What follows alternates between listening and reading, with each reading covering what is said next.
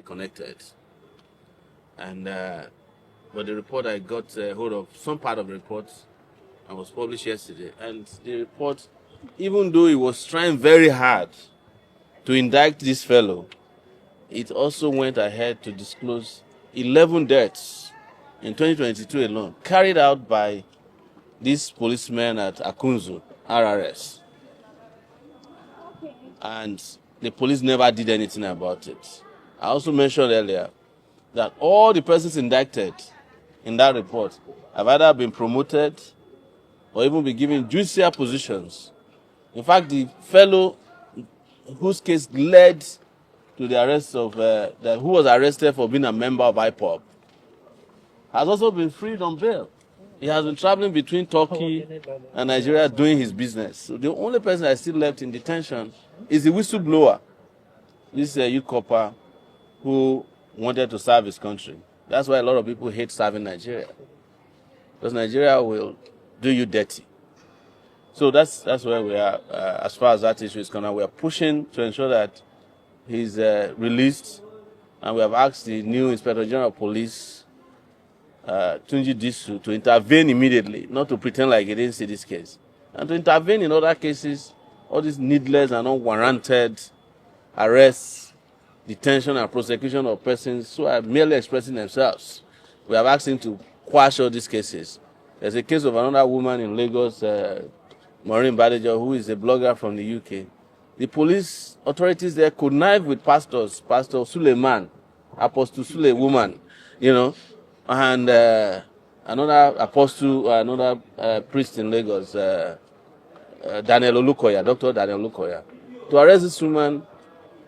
And the woman was taken to the magistrate court. The magistrate granted her bail. She didn't run away. She went back before a federal high court. The federal high court, won by Justice Akintayo Aloko, sent her to detention. You don't detain somebody when they have been granted bail, and the essence of granting bail is that the person will come back. It's not punishment. And we have asked Disu, I call him Disu, to immediately discontinue all these rubbish cybercrime cases and stop the police from engaging in harassing people in the name of cybercrime. The country is in need of repolicing. As I'm talking to you, Maiduguri has been encircled by Boko Haram. It's a matter of time before Maiduguri falls if something serious is not done. And your policemen are here paying attention to rubbish. You all are aware, when I said it last time, that a lot of states are going to be besieged by terrorists and bandits. Terrorists is what we know them as. But when they call them bandits, just to make you feel a little better. But they do the same thing. Now, these bandits have reached Ondo State. They have reached Edo State.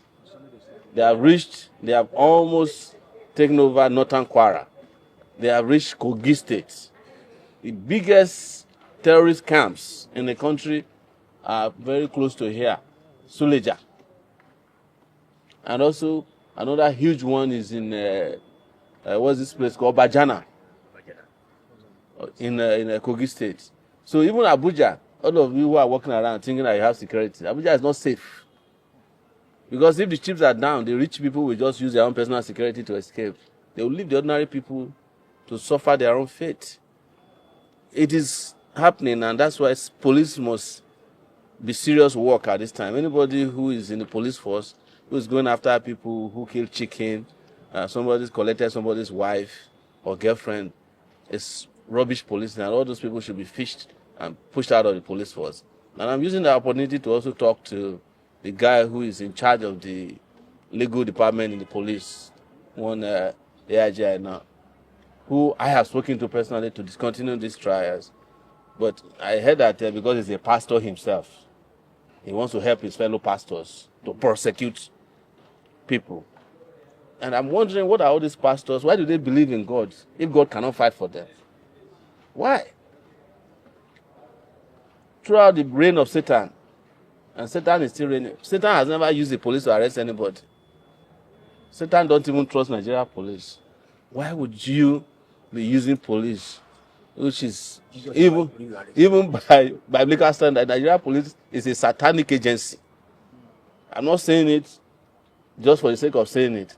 But if you know what policemen do, even God, when God sees what Nigeria police does to his own creation, God himself shakes in his boots. How can pastors then go near such an agency to help them fight ordinary people? The pastor should be fighting the police to reform and sanitize the police. But pastors are deploying police to fight innocent people. That tells you the state of religion in this country as well. Most of these religious leaders, I'm not sorry to say it, they don't believe in God. They are just using God to make money.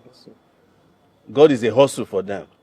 Otherwise, how can you believe in God and you go and ask police to help you arrest somebody? Instead of you to just ask God to arrest the person. And there's nothing God cannot do. What God cannot do does not exist. I know what they say. So why don't they trust God to fight their battles and they go to police, a godless organization? The president of the country, Nigeria, cannot trace where he got his certificate from. He can't. There's nobody who knows where Tinubu graduated from. Only Tinubu himself knows the university he graduated from, the university he went to secondary school at, the university the primary school he went to. So it's natural that certificate forgery will no longer be a crime. It's going to get to a point where everything you think is a crime will no longer be a crime in this country, including drug peddling. They will soon tell you that it's not a crime to carry cocaine and distribute heroin. That anybody that's doing it is doing legitimate business. So that is why I'm not surprised to hear that certificate forgery, because most of the people in leadership in Nigeria forge their certificates. That's the truth. Tinubu, nobody knows where his certificate came from. Wike has 2 birthdays as a person. Nobody can tell you that this is how Wike actually, when the year he graduated from law school. Everybody's just saying that Wike is a lawyer. And you cannot hear any case that Wike has ever won before as a lawyer. You talk about Akpabio, I think he's a lawyer, so maybe those ones, I don't know. But anytime you see them in the political circle, just know that they have done something funny and fake with regards to their certificates. So you have a lot of them like that in the system that can't prove to you where they genuinely went to school and who their classmates are and how they graduated. Most of them graduated, they didn't do NYC. ABC people is always against rule of law. They're against fairness, they're against transparency. That's what the party represents, so I'm not surprised. But even Tinubu himself, when he was still part of, when he was living the fake of a pro-democracy activist, he was accused of treason. And people defended him at that time to say, look, if you're accused of treason, which is the same thing the soldiers are accused of, you should be given fair trial. Abiola was accused of treason. He was granted bail. It's one of the most popular cases we cite when we are asking for bail for accused persons. That the fact that you're accused of a capital offense does not make you automatically guilty. And anybody who has been accused of treason, if there is a treason case, you should allow them to prepare for trial. Under the military, everybody accused of treason was allowed to defend themselves. And you see them, they will show them, they allow their families to visit with them. So why should we be under democracy and people are accused of any offense for that matter? And we already presume that they are guilty because we are accused of it. So what happens to presumption of innocence? So I don't pay attention to all those APC people. They should be careful. And it's very important. One day they will be out of office. They will be accused of offenses and they will not be running after looking for Sowore to come and help them fight for their innocence. We just talked about Malamitu here, who was here today. That's how they used to behave. They will grant people bail, they will be cordial, and they will not respect it. Now, they're asking for respect for rule of law. The same thing with Rufai. When he was governor in his state, they did as if the world started and ended with them. Now, they're asking for the rule of law, transparency. They're asking for fair trial. What we are asking for is fair trial. And if you don't have any case against them, just swallow your pride and let them go. Talking about Sheung Gumi before, and if you remember exactly what I said, that he's not a foolish man as people think he is. He's actually a smart person. He might be smart for different reasons, and he might be egregious in his ways, And they have just told you what I always known. It's not telling you anything new. All these terrorists are in bed with people in government. Whenever there is mass kidnapping, why do you think that government is able to hear from the terrorists? Because they have their phone numbers. If they call one side, the one in Niger, those ones, we give them the telephone number of the one in Katsina. They say, no, it's not us, so it's our friends in Katsina that did it. That's how they know it's Gumi is not lying. There's no major terrorist and there's no major criminal in Nigeria that is not known to security agencies. But you even find kidnappers doing MCs at the children naming ceremony of police commissioners in Nigeria. They know themselves. They help themselves. I once told you last year that there's a guy who is into fraud that was given an office at the Nigeria Police Headquarters, one Jesha. So how he's not lying. They know all the terrorists. If they want to wipe out the terrorists today, they know where to get them and wipe them out. They know it. I'm not in government, and I'm not any of the security agencies, but I also know that government knows these terrorists. In fact, so many of the terrorists, they call up people in government when they are bored. They say, what's happening now? We haven't been allowing us to operate. We want you to leave some areas for us. So it's very true. He's not lying. And that's why we always say that government in this country is a crime. So my own position is different from everybody. Everybody is talking about Bwala as if it is possible to defend Tinubu. It's not possible. Bwala is just trying. And you see, it doesn't have to even be with the Al Jazeera guy. But the other thing that surprises me is that, are you expecting Bwala to be successful? All of you are asking us, so if Bwala had been able to present the case very well, would you give him a Nobel Prize? So everybody's making it sound like, oh, he failed. Well, if you are not a failure, why would you join the Tinubu regime in the first place? All of them are in the same WhatsApp group. So you don't want Bwala to fail? That's what surprised me about some opposition people. Their reaction is as if we are expecting Bwala to just go there and just defeat and perform and present Nigeria as an Eldorado where Nigeria is falling apart. It's impossible, So that's why it surprises me that this is my first comment on Bwala's gift. It's not possible to defend Tinubu anywhere. Even if Bwala met a secondary school boy, he would say, I've defeated him. In this age of Google and AI, you can Google and find on AI in Nigeria what is happening as it is happening. And you can use it to confront any of these guys, But the problem that most people have is that you must understand that the Bwalas of this world, the Reno mockeries of this world, it is hunger that drove them to go to the government. So what do you expect them to do? They have to defend their bellies and their esophagus. That's what took them there. Forget about everything they tell you that, I have a flourishing law practice. Now this thing. But if your law practice is flourishing, what are you doing rubbishing yourself and your generations yet unborn? Nobody would do that. Definitely something is not flourishing in your life. That's why you're working with Tinubu. And lastly, I'm even sure that Tinubu himself is surprised that Bwala did so terribly bad. But we may not also be surprised that for them, every publicity is good publicity, whether it's good or bad.